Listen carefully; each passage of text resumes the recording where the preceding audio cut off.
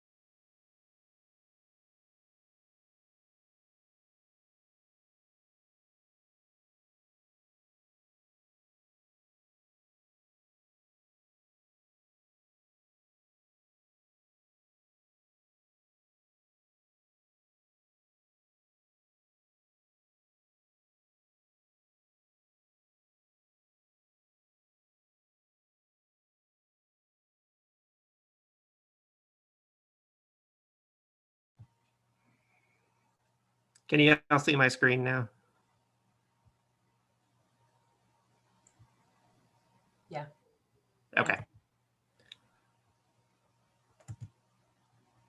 I'm on a different computer, so it doesn't work quite the same way. I'm going to wait maybe just 2 more minutes in case we get any last minute joiners, and then we'll go ahead and get started.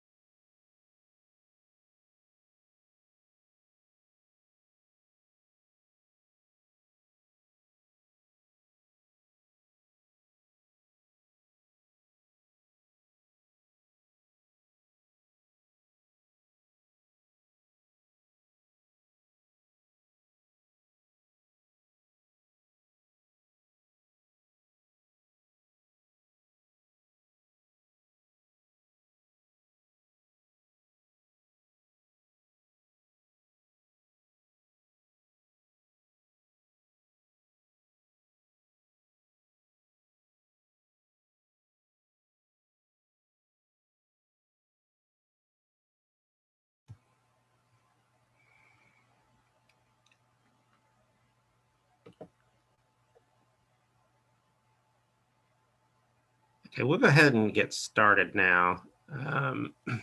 This is a really small group, so in some ways that can be good because it'll give a lot of opportunity for y'all to ask questions. But this is an overview of the satisfactory academic progress, or the SAP workflow that is used by the Financial Aid Office for students who are not meeting satisfactory academic progress and have to turn in an appeal, which requires feedback from an advisor. As part of that petition the student is submitting to financial aid. There's been some changes for that process going back since last fall. So kind of what this presentation is going to cover is just kind of an overview of kind of what that process is and what those changes are, just so y'all are aware of what that process looks like now. When a student comes into your office and says, I need to submit a satisfactory academic progress appeal and I need feedback from the advisor as part of that. So I'm Scott Thorpe. For those of you I don't know, I work in the Office of Undergraduate Studies. I was kind of a consultant for the advising aspects of this online process that the Financial Aid Office initiated way back last fall and even last summer. This project got started, and then it went live back in late November, and we kind of did some tweaks again in the spring just to kind of make it a little more user-friendly.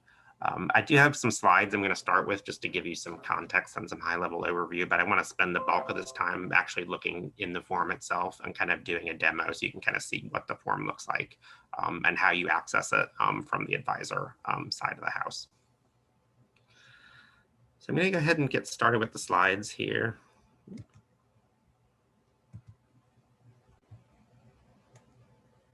Not progressing the way I like. Okay. Are my slides progressing for you all? Yes. Okay, good. Oops, I just went one over. Okay. Since this is a small group, if you all have any questions at any point, feel free to just unmute yourself, and I'm happy to take questions as we kind of work through everything. But this is just kind of an overview information here. This is just kind of high level general information about the process. Those of you who've done these in previous years, you may have had a student come into your office and they had a paper form that they got from the Financial Aid Office for you to fill out, and then you gave it back to the student and they took it back to financial aid for processing after that. So that was the old process. Financial aid is no longer using those paper forms. It is now entirely an electronic process. So the student, financial aid, and the advisors, you're all working on the same electronic form that is being housed within Student Central. So you will get to the form by logging in to Student Central the way that you normally could, and then there is a navigation link in advising that will take you to the form to access it for that student. I know since go live with this electronic form, some people have found copies of the paper form and we're filling those in and giving them to the students to take back to the financial aid. Financial aid is not taking the paper forms anymore, so please don't do that. Go ahead and go access the online form and fill in your information there. Otherwise, you're just going to end up, financial aid is going to contact you and say, can you input what you put on the paper form into the online form? Once the form is started, it kind of stays there forever until someone goes in and actually works on it. So we need to kind of keep the forms moving through the process all the way from start to completion. This middle point here is kind of an update about kind of one of the changes that occurred with the online form that wasn't so much a factor that you could see easily in the paper form, is that the online form, when you're looking at it, is going to give you all of the reasons why the student is having to do the appeal. So it's going to tell you of the different criteria that the feds have in place for the student to continue to get financial aid. It's going to tell you which of those criteria the student is meeting and which ones they did not meet that they have to then address to get back on track and meet academic progress to continue getting their financial aid. There is a routing process involved in the forms. So there are certain steps that all of the financial aid SAP appeal forms will go through. Of course, it will begin with the student who has to submit the appeal. One thing to note is that before the form will ever get to you in advising, it does go to financial aid first. So a financial aid officer is looking it over first before it goes to you, just to kind of make sure that the student has filled everything in correctly. And then if they have any concerns with what the student has submitted, or they feel like it needs some adjustments or additional documentation, they have the opportunity to bounce it back to the student to make sure the student addresses that before it ever gets to the advisor step. And then for those of you who've done these before, you'll know that for a student who's appealing based on circumstances, so they've had, an illness or a family situation, and they're having to do an appeal based on those kinds of extenuating circumstances. Those appeals always involve the student submitting an academic plan with the advisor of the courses they're going to take for their upcoming semesters. And we've included a couple of options in the online form. In the paper form, you would just kind of write everything out. They just had term by term boxes that you would fill in. The online form has kind of two ways you can do that. If you're using the degree progress tool in Schedule Planner for the student to kind of map out future semesters, there's a way you can do the snapshot feature in there and just upload a PDF into the SAP form. Or you can also do a manual semester by semester course entry and enter the courses that way. So kind of two options depending upon what you're already doing with the student and what you're more comfortable with. So this is an overview of kind of what the actual steps are in this process. We've mentioned already the form starts with the student. So they will get a notification from financial aid if they do not meet the criteria to continue to get aid after grades post. And then they will get instructions on how to log in. They'll go to their Student Center homepage. In their financial aid tile, they will have access to a link that will let them submit the SAP appeal form and attach their documentation with it. That will then get routed to financial aid processor. These are the financial aid steps we talked about on the previous slide that happened before advising. So the form will first go to a financial aid processor. They will look over what the student has turned in, and either if it's okay, they will just route it on to the next step. Or if the student didn't attach the right documentation or it's insufficient documentation for some reason, financial aid could bounce it back to the student and say you need to resubmit and attach these other pieces of information as well. So that's kind of just the screening process that's happening before the form ever gets to you in advising. So upon the student submission, it goes to the financial aid processor. If it looks good to the processor, it then goes to a financial aid specialist where they will do a final round of review. And then at that point, it would go to the academic advisor. So you're kind of the third chain of approval in this entire process. And then once you have met with the student and reviewed the academic information and provided what was being asked on the form, at that point, upon your approving it, it would then go back to financial aid, either to the specialist section again, or depending upon if it's like a subsequent appeal or the second time the student has had to do a circumstance appeal or something like that, it might have to go to a committee in financial aid for them to review. So multiple steps in this process, but it's financial aid in that last step, the specialist or the committee, that's where they're taking all of the information that's been collected on the form, and then making the final decision about whether or not the appeal is approved and the student can continue to get aid, or if the appeal is ultimately denied. Any steps on the process before I go on? Okay. Just a little bit about the pre-advising. Hey, Scott, sorry, I was a little slow on the unmute. Oh, no, you go right ahead. So I get notifications in my workflow all the time for SAP appeals that don't belong to my college. Yeah, we'll talk about that. Okay. And since that is I'm not intentional, so it's not wrong. The system's not broken. That is how it was by design set up to work. Okay. And technically, are the advisors notified when they have, like with a flag or anything, that they have a SAP appeal in the workflow? No, and that's kind of what's on this slide. This is a good segue because this is going right into our next topic. I'm psychic. Okay. Yeah, that's a perfect question. You're right on point. Yeah. So what happens? The student will initiate the form. It goes through financial aid processor and specialist.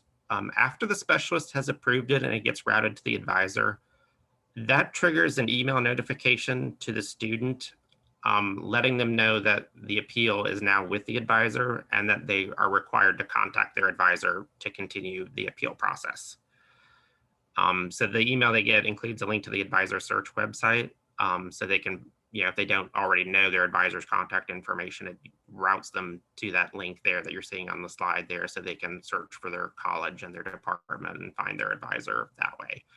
And then it is really the student's responsibility to reach out to their advisor and for them to contact you. So your cue to look at the form is really coming from the student. The form will go from the specialist to you. The student gets a notification telling them you must meet with your advisor, and the student is then reaching out to you. That was set up that way by design. The challenge with this form, unlike some of the other forms, like the summer residency waiver and the ones like that, is that we have a very decentralized advising process across the university, and the way advisors are assigned in Student Central is not uniform across campus. So there are multiple offices that advise advisors. Really, they're not listed in the system. They have like a generic office account.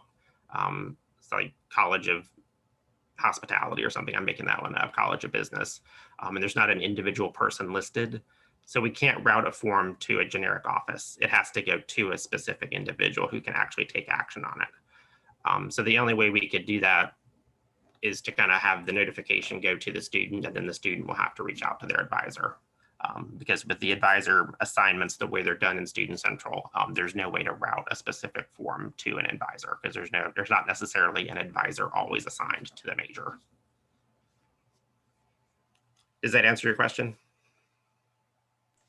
Yes, thank you. Okay, sure. Now, sometimes if a form has been sitting out there, and this has happened, and actually there's a meeting going on with financial aid, I think right now, actually, where some advisors, I think John Carter is there representing advising, where forms have kind of gotten to the advisor and they've kind of been sitting there, and the advisor's like, I haven't heard from the student. So you might get some emails if a form's been sitting out there forever. Financial aid, usually they'll reach out to me or John Carter, who is kind of the other person representing advising in this process. And we might email someone in your college or your department just saying, the student's got a form, is it sitting out? And it's sitting out there, have they contacted you at all? We might follow up just to see if they have, but I mean, if they haven't, at that point, it's kind of, the burden is kind of on the student. If they want to continue to get their financial aid, it's kind of their responsibility to follow up. But we're kind of looking at other ways where maybe we can do some additional outreach to the student, and that's what that other meeting is going on right now about. But from your perspective, really, you're waiting for the student to reach out to you, and that will be your cue that the form is sitting there. In terms of getting the form, and I'm going to demo this, but these are kind of the steps in the process. So it is available in Student Central. So you just log in to my.fsu.edu like always and go into Student Central. And then within the academic advising tile, there is a workflow folder kind of at the bottom in your navigation collection on the left-hand side. And there is a link in there for called FSU AA Forms Admin. And that is the link where you would go to access all of the SAP appeal forms. And just a note about security down here. So to have access to this workflow, you must have this one EUR security role, FSU AASS Access Advisor. If you don't have that role, you won't be able to access any of the forms. So I will say one thing to think about, and we've had some cases come up like this. If you have certain faculty advisors or people who aren't day-to-day advisors who maybe don't have this role, but they have worked on SAP appeal forms for a student in the past, and they're going to continue doing that. They are going to have to request this role if they're going to continue to work on these types of appeals with the student, because it's the only way they're going to be able to get to the form. So we've had a couple cases that have come up already where somebody was a graduate department academic support person or some role like that, or a faculty advisor who didn't have the advisor role here because they don't do day-to-day advising, but they do work with the students on their SAP forms. And those people have to request this role if they're going to continue to do that. And then there is, when you click on that link to go to the forms admin page, there is a filter box up in the top left-hand corner, and this is kind of where you can search to find the form for an individual student. So when you hear from a student and you've got their EMPL ID or their campus ID, you can type that into the search criteria and click done, and it will pull up that student's form. And this goes back to the question that came up a little bit ago. When you're on this page, and this is also tied to the advisor assignments, since we can't route forms to specific advisors because there may not actually be an advisor for that specific plan.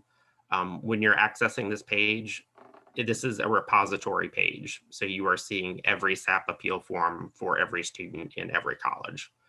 There is no way with the advisor assignments as they are done currently for us to only display to you forms for students who belong to you. In addition, there are also students who are going through SAP who are also in the process of changing majors, and they're coded as business right now, but they're really going to be ISS once they get their GPA up. And so for those students, that form needs to be able to be accessed by social sciences, maybe because the academic plan is going to be based on social science coursework rather than business coursework. So there needs to be also that kind of ability for students who are changing their majors or working on double majors for multiple departments to be able to access the form. So you will go in when you see there, when you try to access this page, you're going to see a lot of students who aren't in your college and don't belong to you. But you really should mostly, when you're going to this page, you've heard from a student and you're looking at their specific form. So you're just putting in their campus ID and finding their information for them specifically. Okay, so I'm gonna switch gears now and kind of go back to kind of the live demo here.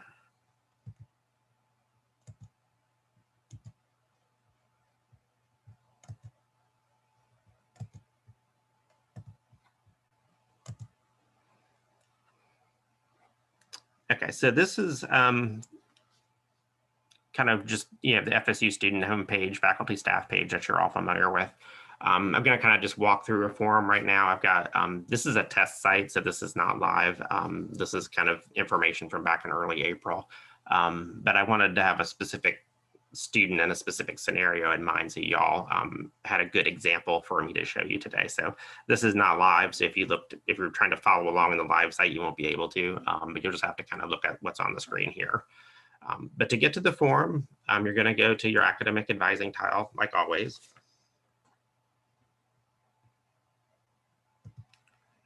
And then down here in the very bottom, this is where your workflow folder will be. And then when you go to this link, you click on the FSU AA Forms Admin, and then you'll get, usually any forms that are pending, something will pop up. There'll be a list like this already sitting here. But up here, over off to the top left, this is that filter icon that you can click on. So if you're looking for a specific student, you can just type in their campus ID here. And this is a little tricky. It's always tempting to kind of click at the bottom, but that's actually a reset button, which just wipes out everything you just put in. So don't do that. Once you've got your search criteria, go ahead and click done. So if you put in student ID, that would be their EMPL. Obviously, this is their campus ID. You can do a name search. There is a form in here for aid year. Typically, that's going to be probably more important for financial aid when they're searching. The other two criteria here that you will want to set probably when you're searching for a form is the statuses. So form approval status, this is referring to the status of the form overall. So is this form still pending at any step in the 5-6 different steps that are part of this process? So generally for you as advisors, most of the time you're going to be looking for a form that's pending because it's getting routed to you. So it's still going to be in pending status and you're looking for ones that's pending at the advisor step. So generally you want to always set that to pending. And then approval step status, this is referring to what is the status at the particular step you're looking at. As advisors, the only step you can actually see in this process is the advisor step. You can't see the financial aid processor, specialist, or whatever steps they're at when the form is at that particular step. You're only able to see the form when it's reaching your step. You won't see it before then. So generally, most of the time, you're only going to be looking at pending forms. So you're just going to set that to pending. So if you set both of these to pending, you could do that and just leave the campus ID off if you want to see every form that's pending at the advisor step. So you see these are all pending, and this is the step that they're on. So these are all ones that are waiting for an advisor to review. If you need to go back and look at one that was already submitted, you could do that. So if you want to go back and look at all the ones that you had approved, you could go to approval step status approved, and you could search, and that would show you all the forms that you had approved. There's two approved statuses at the advisor step. You've got approved and approved by other. Approved means it was approved by you. So you logged in and you approved that form. So those are ones that are specific to you as a user. Approved by other is going to mean it was approved by another advisor that was not you. So if you have another advisor in your college or your department and they're also approving these forms, if you want to find any that were approved by someone other than you, you would have to click approved by other. But keep in mind, approved by other could be anybody on campus because this is a general page. So you're going to get every form that was approved by any advisor somewhere else on campus. But pending is usually what you're going to be looking for. And some of these steps are not used at the advisor step, like hold or skipped. So those you would never be searching for. Generally, though, when you're working with a form that you need to get completed to send it on to financial aid, just keep these at the pending step. And then I'll give you a list here so you can kind of see there's some other information here. You've got obviously their EMPL ID, campus ID, their name, their aid year. And then these are the approval statuses and the steps here. And you can also see the date it was submitted and the last time the form was updated. So we're going to go ahead and look at Natalie as our example. So I'm going to go ahead and you can click anywhere on her information and it'll populate her financial aid SAP form. The whole line is basically one big hyperlink. Okay, so this is what the SAP appeal form itself looks like. How long it is kind of varies depending upon the student and the form itself and kind of what is being asked for you to provide. The top portion of the form is really just information that's there for you to review. So you can see some information up here. This is just kind of description information about what SAP is and what the appeal process is. And then you've got the student's information here. So name, email address, EMPL ID. There is an appeal number if they've done more than one appeal. That's more important for financial aid. It's not anything really as advisors you need to really pay much attention to. It makes a difference for financial aid in terms of if it's a subsequent appeal, it may have to go to a committee, but for advising purposes and what you're filling in, you don't really have to pay much attention to the appeal number. It's just kind of there as an FYI. So the next section down, this is the SAP information. So this is basically information that's telling you why the student is having to do an appeal. So there are different standards that the feds have in place that the student has to meet to continue to get their federal financial aid. So this is kind of listing those out. And then you've got a status here where it's going to tell you which ones has the student met and which ones have they failed. So qualitative, this is the GPA, so the cumulative GPA criteria. So for an undergraduate, it's a 2.0 overall GPA. So we can see here for this student, for Natalie, this is a fail because she's got a 1.98 GPA. So she's not at the 2.0 minimum that the feds require. The quantitative is looking at the total number of hours attempted.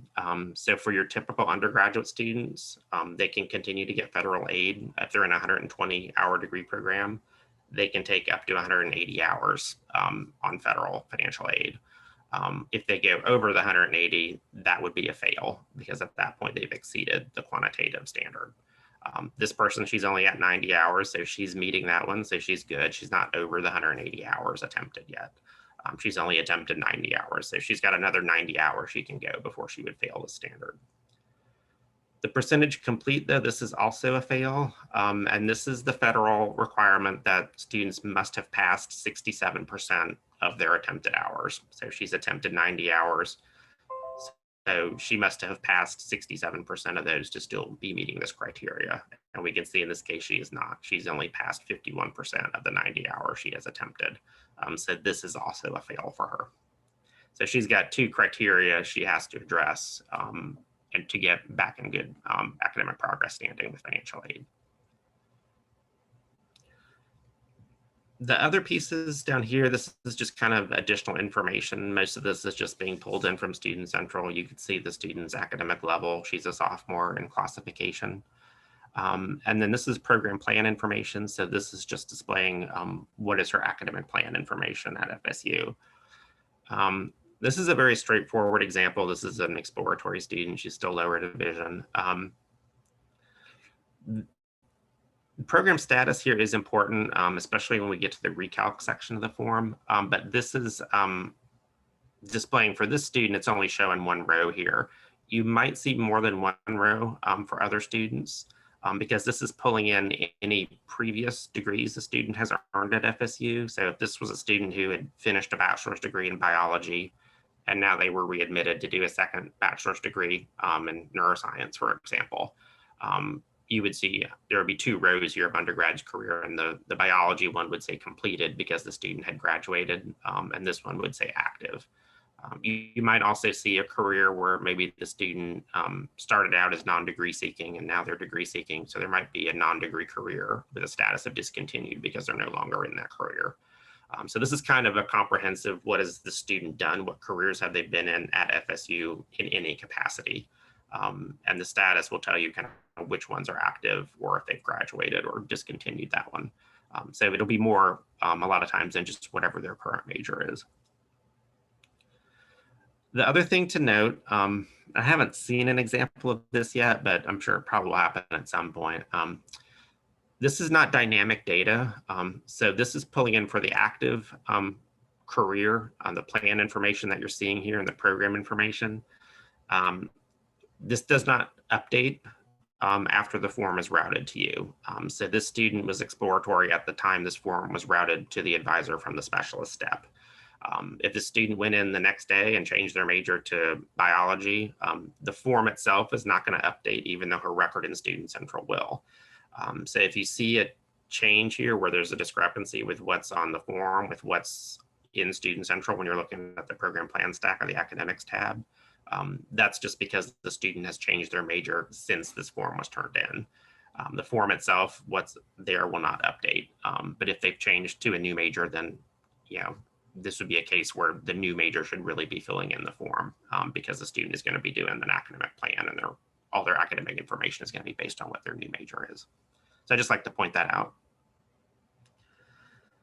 There is also a space down here for external degrees. Nothing is populated for the student because she hasn't taken or passed a degree from somewhere else.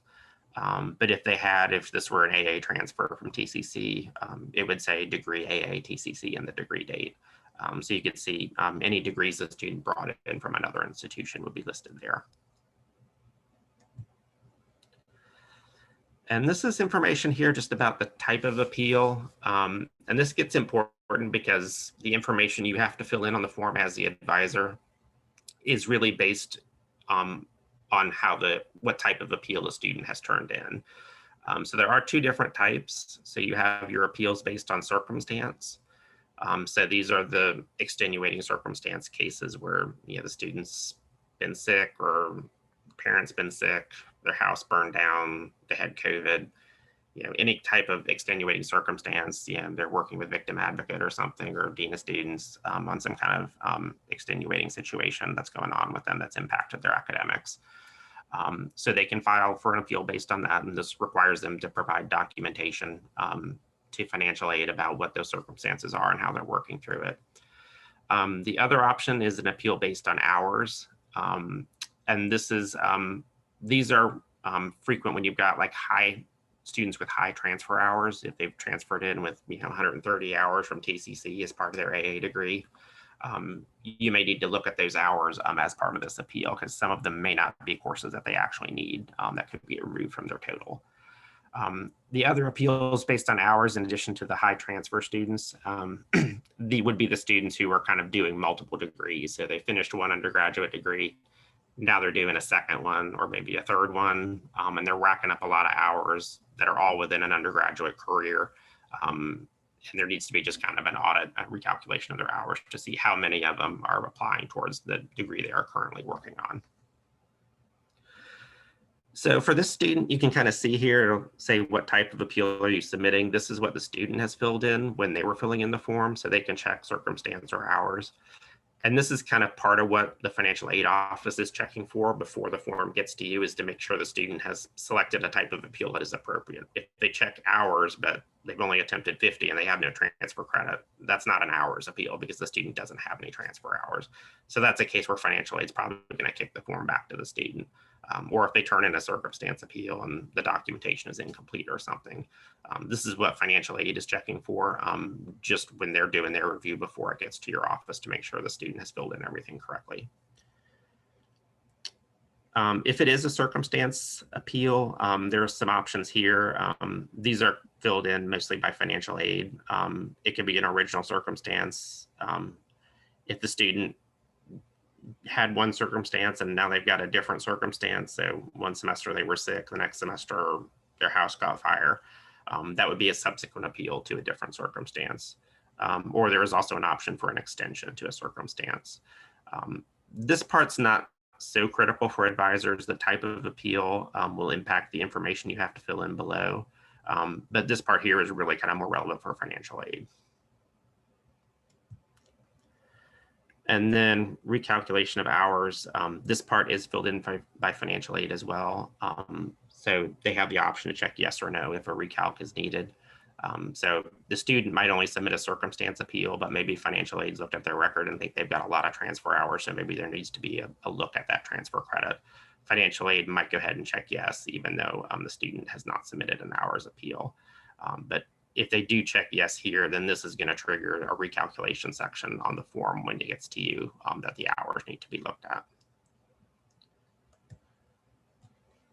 And then financial aid comments. These are comments that financial aid can enter if they have a specific question or a specific aspect of the student's form that they want you as advisors to look at. So yeah, do look at what they've posted in the comments, because these are their comments to the advising step. So if they have specific things that, or a specific question that they want to ask in the financial aid office of you as the advisor when you're filling in the form, this is kind of a place where they can do those questions. And then you have a comment section in the advisor section of the form where you can turn in any kind of response there as well. Any questions on this part of the form before I get into the part where you actually have to start turning in information? There's a lot of information on this form.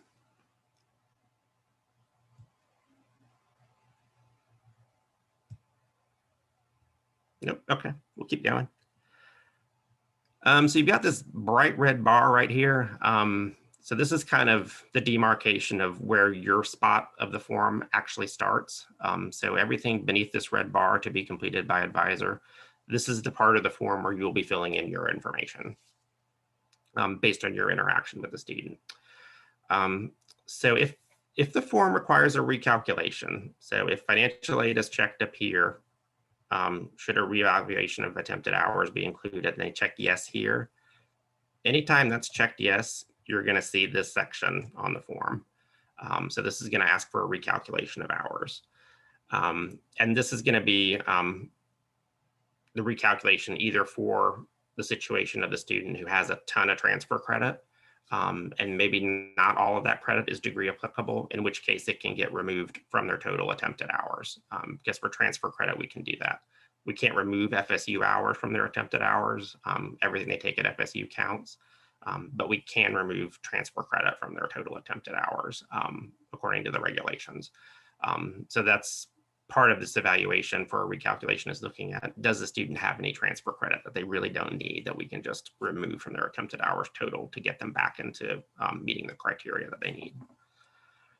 And then the other population, like we talked about, is the students who are doing multiple degrees within the same career. So if they're readmitted to do a second back, they may have a lot of attempted hours at that point because they're doing multiple degrees, and they may go over that 180. So when you get to this section, and for those of you who were at the CIA meeting last week, you'll know I talked about it there. They did revamp this recalculation section of the form. Previously, there was like one big block of questions, and it was a little more confusing, and it wasn't quite clear on what you were supposed to be filling in for which student, because sometimes you only needed to do the transfer credit questions, and sometimes you just needed to do the total hours earned questions. So when you see this section now, the change that they made is to include this. The first thing you're going to see is this sentence here, this question: has the student previously earned a degree in this career at FSU? And by this career, what they're talking about is up in their program plan information, whatever career is active for the student at that time. So the student's an active undergrad student at FSU. So this question is asking, has the student already finished a bachelor's degree, an undergraduate degree at FSU? Yes or no? So this is kind of where this section of the form is really helpful, because you're able to see what they're actively in right now, and you can see any previous degrees. If this had another row here that was undergrad career with a completed status, then we would want to answer yes, because that student's graduated with another degree already. In this case, it's going to be no, because this is the only career undergrad she has, and it's still active, so she hasn't graduated already. And when you click this in, it's going to actually change the questions that you're going to get. So if you say no here, it takes a second to load, but there's kind of conditional logic. So if you answer no, you're going to get this question here. There's actually two questions here where it's going to ask you to fill in. So of this student, if the answer is no, the questions are always going to relate to test credit and transfer credit. So this is going to be looking at asking you to fill in how many of all the students' attempted transfer hours, how many of them actually count for the degree that they need. So maybe the student, they did 90 hours of credit for a degree they brought in from somewhere else, 90 hours for their AA degree, let's say, but maybe they only need to count 60 of them, and the other 30 are D grades or W grades or WDs or Fs or credit that was part of a vocational degree or something that's not applicable in any way. So you can fill in here. This would be where you're looking at what's the sum of the transfer hours that count, and then how many of these hours don't count that can come out of their attempted total. So this would be kind of what you would be getting. And this is probably when you're going to get most of these, especially at the undergraduate level, is your high transfer hour students. Is kind of looking at their transfer credit. And these are the same questions that were on the paper form. It's just a little different in the electronic version because you've got kind of this conditional logic here. But once you answer the question here, then it's just a matter of whatever normal review process you've been doing for looking at their transfer credit to determine what they need and what they don't need. If we did answer yes instead of no, I think it will let me toggle back and forth. Yeah. So if we answered yes, so if the student was working on a second bachelor's degree, so they did one at FSU and now they're doing another one, then you get two different sets of questions because we're not looking at transfer credit so much anymore, as much as just how many hours are counting towards the second degree and how many do they need for that degree.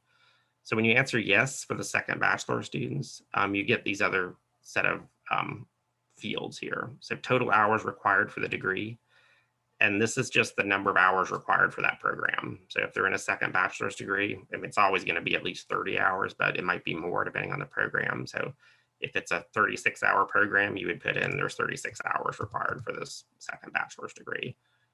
And then total cumulative hours earned, that's just the number of hours a student has earned towards that 36. So maybe they've taken 12 hours of that 36 because they've done one semester. So you're just filling in total hours for the program and the number of hours that the student has earned. So they're pretty straightforward, those questions. The only other point I want to make for students who are not undergraduate, you still have this question here, and you'll still have to pick yes or no. But anytime it's not an undergraduate student, the fields you're going to get are not going to be the test transfer credit ones. It's always going to be the number of hours for the program and the number of hours earned towards the degree, just because high transfer hours usually isn't an issue except at an undergraduate level. But anytime it's a student who's in an undergraduate career, the yes or no is going to make a difference depending on the fields that you're going to see populate on the page. Non-undergraduates, it's always going to be these. I'm going to go back to no for the student though, since she's exploratory. So we're going to leave it like it is. And then there's a space here where you can provide advisor comments.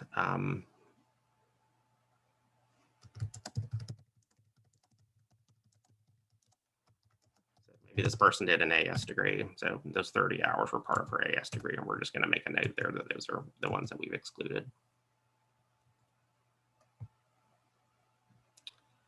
And that's really it for the recalculation section. The next section that's beneath that is the academic plan area. And this is an area of the form that y'all are probably most familiar with, and this is kind of where financial aid is looking for, what courses is the student going to be taking for the current term and for the upcoming semesters until they get back on track with meeting the criteria at the top of the form. So this is probably the part most of y'all are more familiar with. But this does require you to fill in a lot more information than the recalculation section. One thing it's going to ask for is the anticipated graduation term. So you always have to fill that in. This is a required field. So you can click on the spyglass and you can just find the term that the student is going to be graduating. So maybe she's fall 2022. You don't have to use the spyglass. You can go ahead and just fill it in if you want to do it that way. The only thing to note is that you can't type in fall 2022. It's got to be the actual 4-digit term numeric code that's used in Student Central. And there's 2 places to put that in. You can use the spyglass search. That usually is what I would use. If for some reason the students, maybe they're a part-time student and they're graduating so far out that you don't see the term on this list, if this person's graduating in 2024, that's not a value here. That's when you would have to go in and kind of use this other field, which is just kind of a free format text box. So if it's 2024 fall, I can type that in there and just leave this blank. It just depends on if the value is in this field or not. It's not going to let me get rid of it now.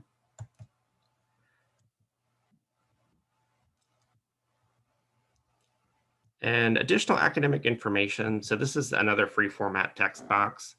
And this is where financial aid is really wanting you to report anything the student is doing that's maybe not already attached to their program plan stack. So if it's a student and they're listed in one major, but they're working to add a second one, they're just waiting to get the prereqs done before they can actually declare it. You want to go ahead and put that in the comments here, or if they're going to be adding a specific minor, if they're going to be doing a certificate, anything that's not declared on their program plan stack that could impact the courses the student's going to be taking that might require more aid, you're going to want to indicate that in this box here. So anything dual degree, your certificate students, think about your students maybe who they're biology majors, but they're taking pre-med prerequisites that aren't really part of the major, anything like that, working on pre-med prerequisites, those types of things that maybe aren't obvious to financial aid just as when they're looking at what major the student is in. You want to go ahead and list that here so they have that information and can see the rationale why the student is taking those courses. Add having second major in history, let's say in this case. Or if the student is planning to change their major, that would be another thing, like this person's exploratory right now, but if she's working with an advisor just to get into the College of Business, and she just needs one more prereq. When the College of Business is filling this in, they could put a note in here, we'll change major to marketing after completion of ACG 2071 or something like that. Just so financial aid has a little more information about the complete picture of what that student is going to be doing. So the academic plan instructions are here. So these just kind of give you the two options. We talked about these a little bit already, but there's kind of two ways you can enter this information. You can, if you've already worked with a student in Schedule Planner, if you're using the degree progress application and you've already mapped everything out in there, you can go ahead and enter that information as an upload. So that's one possibility. You would just take the snapshot of the plan in degree progress, and then you can just upload it as a PDF. Your second option is to do an individual manual course entry. So I'll show you both, but just to do the upload, there's two options here. You have to click one of the buttons, but if you do the upload, you get this other box down here that says add attachment. And then all you're doing is basically you're just searching your computer for the file. So this is like a test one I did. So this is like a degree test.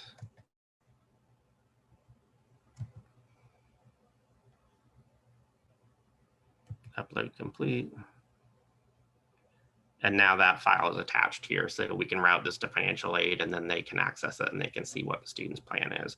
I always click the view box first, just to kind of make sure everything went through and that it looks correct.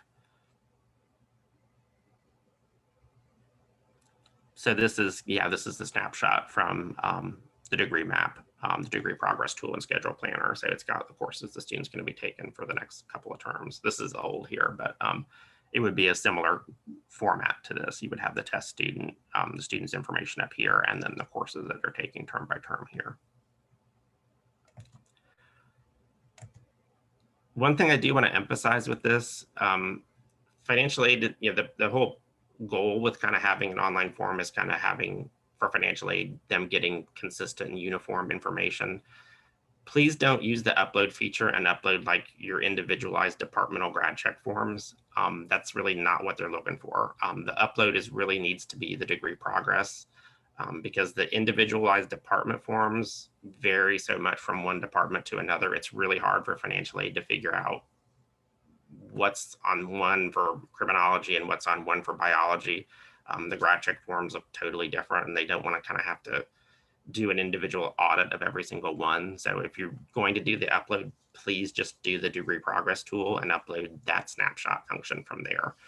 Try not to upload, a separate document that you have just internally in your office, because they're trying to have some consistency so that it's easier for them to check and not know that criminology does this, but biology does this on their forms. They're trying to get, kind of a standardization in terms of the content and what the format that it's coming across in. Or your other option is you can enter all of your courses individually. This takes a little bit more work to do, which is why I think the degree progress tool is a little bit faster, because it doesn't take that long to map your courses in degree progress. But you can do it individually here.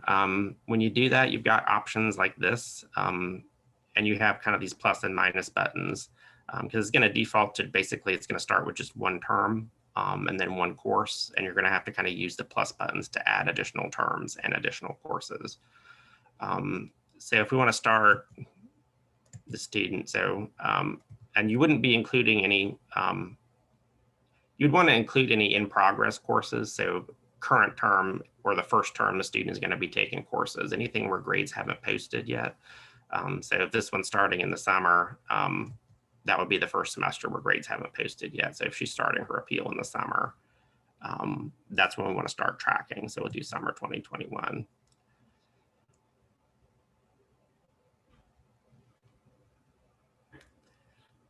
So this is the first term we're going to be tracking. She's got 2216 is the term. And then this is directly beneath that where it's kind of indented and it says add remove course. This is where you can add, begin adding courses. And there's actually 3 different options of ways to do this. You can just do specific course. And this is really when the student, they have a required class or there's one specific course in particular you want them to take. So this would be like ENC 2135. The student needs to take that course for 3 hours. Anytime there's kind of one specific course that they need, or maybe it's a set of 2 options, we could do another example. We'll add another course here. And let's do specific course again.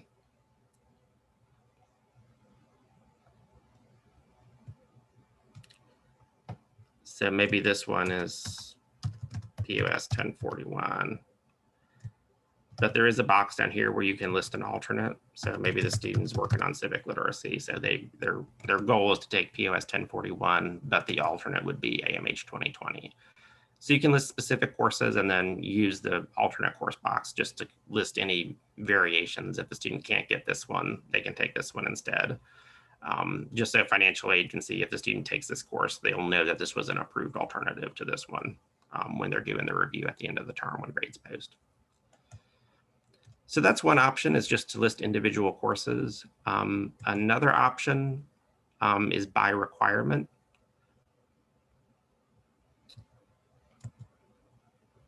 Course meeting a specific requirement is what it's called.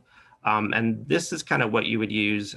And the best way to look at this is really think of it in terms of the advising report. So when you're looking at the student academic requirements report, that's really kind of what this specific requirement text is referring to. Because when you're on the advising report, those of you who look at them a lot, you're familiar with kind of, there's like the light purple bars and it'll say oral communication competency requirement. And usually after the title in parentheses, there's the requirement number.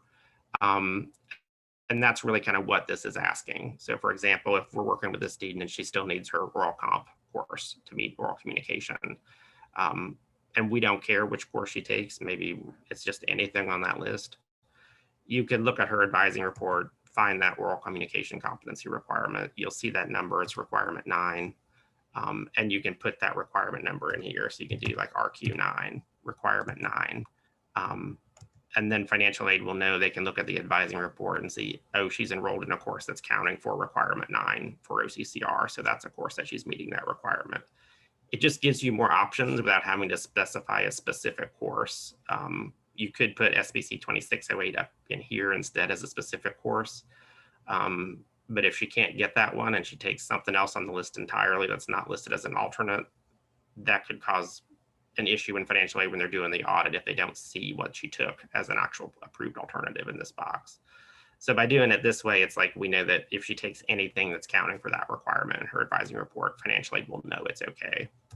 And you can always use the comment box to indicate that as well. So we can put a note in here, any oral comp course, so that they'll be able to look at her advising report, see, oh, she's taken SBC 1017. We know that one's okay because it's counting for this requirement.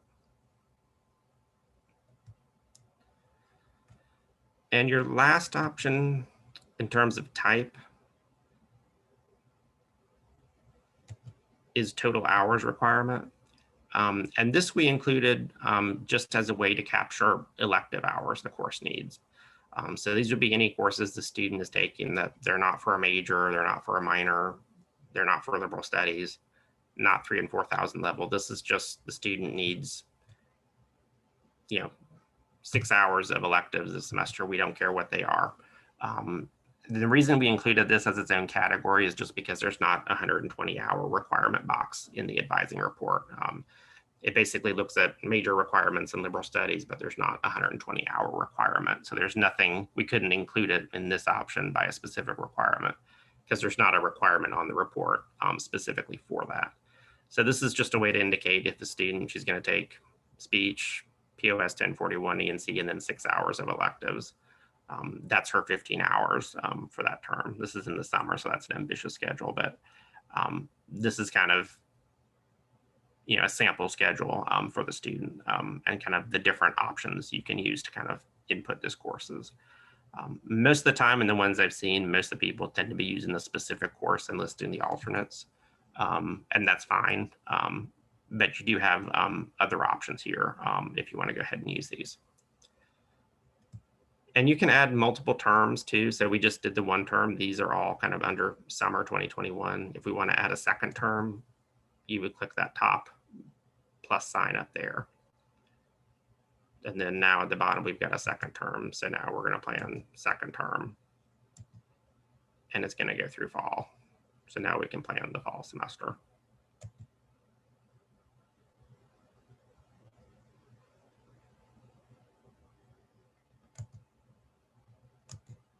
And maybe this term, maybe it's all electives. Maybe she's just doing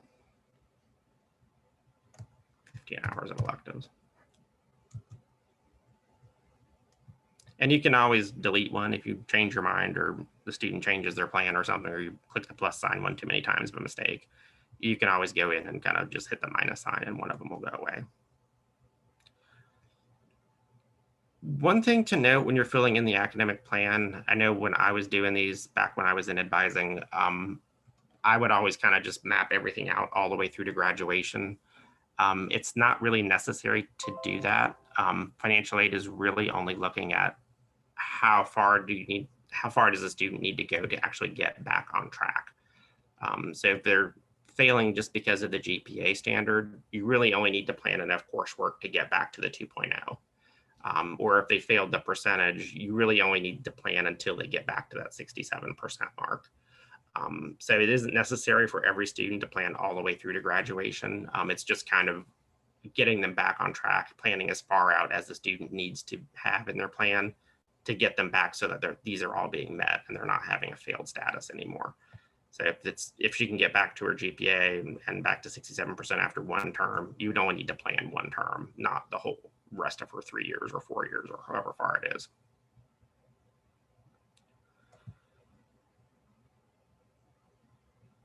Okay, I know we're actually already at time. Are there any questions on anything with the form itself? I think I've showed you everything in terms of what you would actually be filling in on the form, but I do want to take any questions if there are any.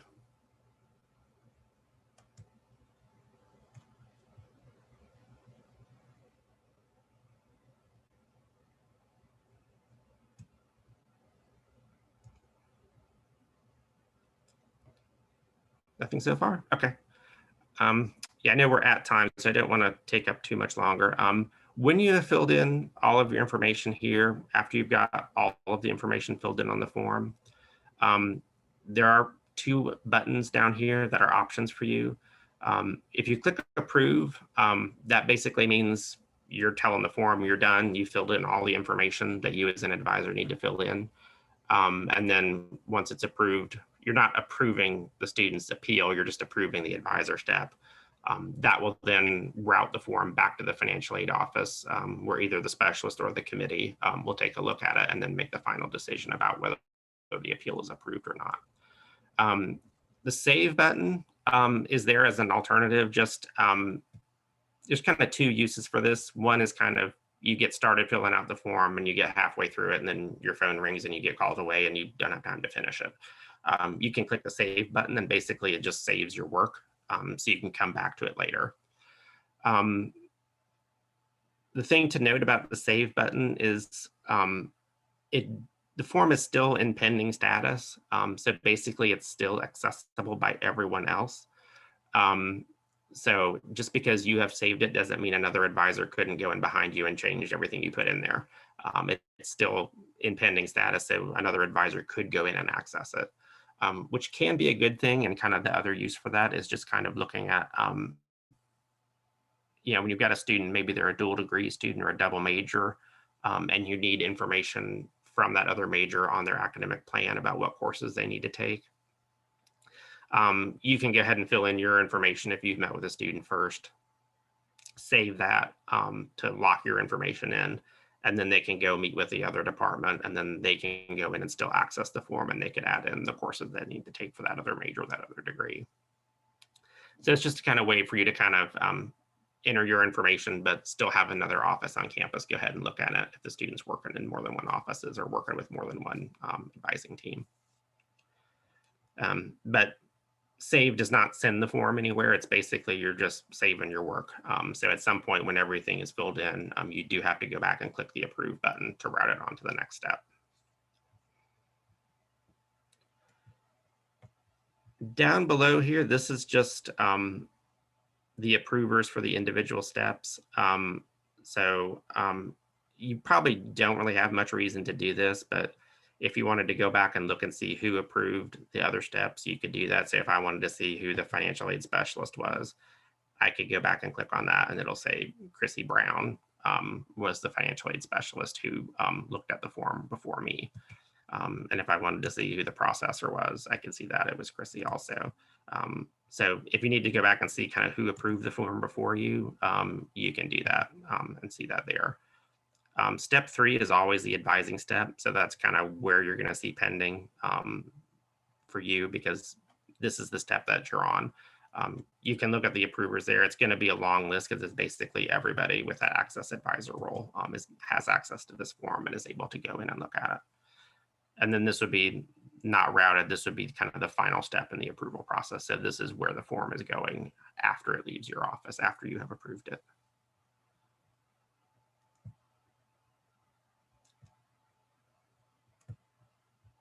Okay, and I know we're over time, so I don't want to keep people longer. I know this is a busy time of the year, but I do want to put my information up here. Oops. Oops. Okay, there we go. So kind of some additional resources. There is a training guide in the CIA campus site. It was updated back in the spring after the recalc information was updated. I would encourage you to go ahead and look at that document. It's pretty thorough. It is long, but it is mostly screenshots as well. But it does cover the entire process from start to finish.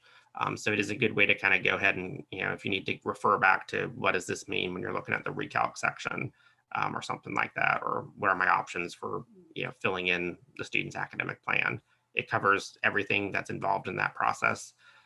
There is also some additional information in there about the financial aid transcript that we didn't get to today, but that would be worth looking at as well. So that is in the CIA campus site.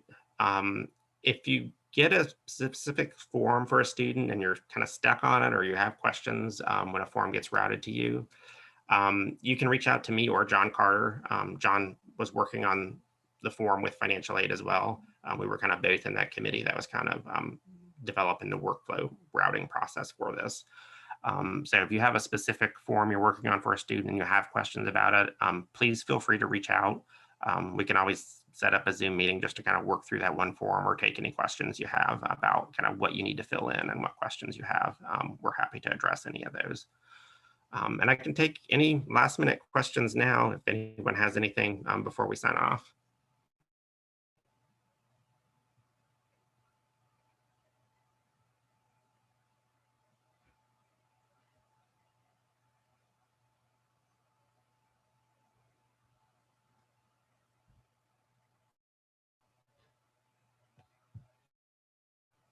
And Sam, I haven't been keeping an eye on the chat. Is there anything in the chat?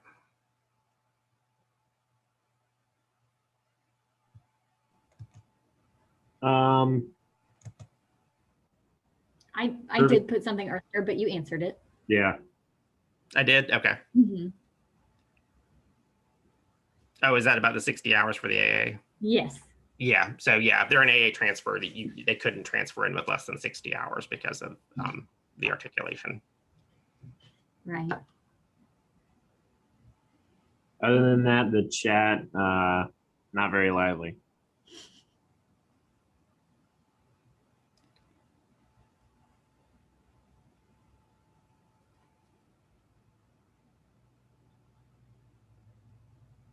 Well, if there are no other questions, comments, concerns, confessions, or complaints, thanks, all of y'all, as in I can count you all with one hand, who attended.